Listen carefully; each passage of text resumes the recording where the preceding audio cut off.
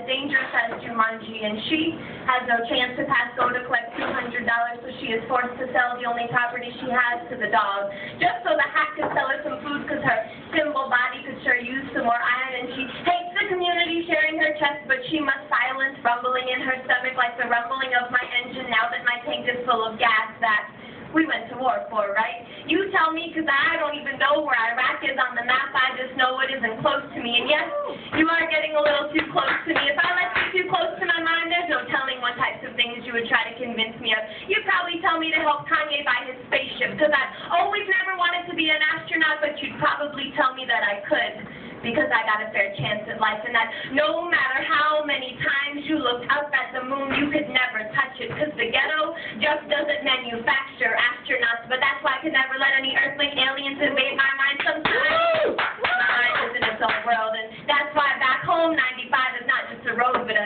speed limit, because in my mind I'm a safe driver, but even being safe can get you infected, and I got to keep my mind from getting injected with that toasty toxic get flooded into my cerebellum and start throwing off my medulla oblongata. Man, I'm not figuring out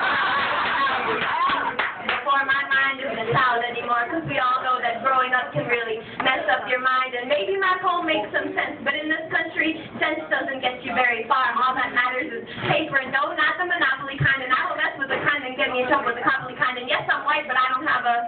flat behind it.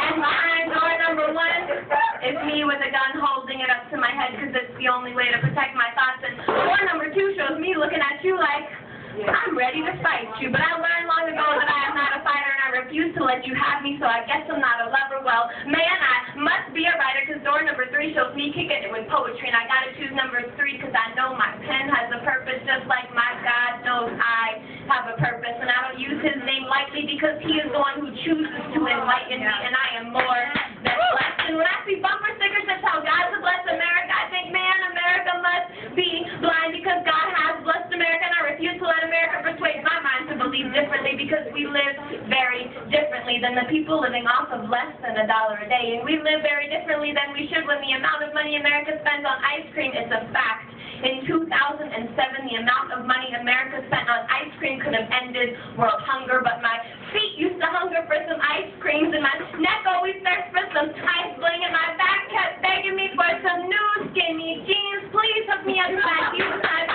I am dying inside, and he is the only one who can revive the inside of my heart 1,000 more times, because he is my everlasting father, and he helped me cope with my birth father, who had to cope with boyfriends, who had to cope with making money without having to sell dope. And I don't need drugs to be dopey. I'm naturally a little bit dopey, and I hate to be sleepy, and I'm never bashful. I usually stay pretty happy. This poem is so sick, it makes me sneezy, but I'm kind of grumpy at the fact of being pressured to be a doc. And the first doctor in my family, I just might be, as long as that PhD isn't told us tree.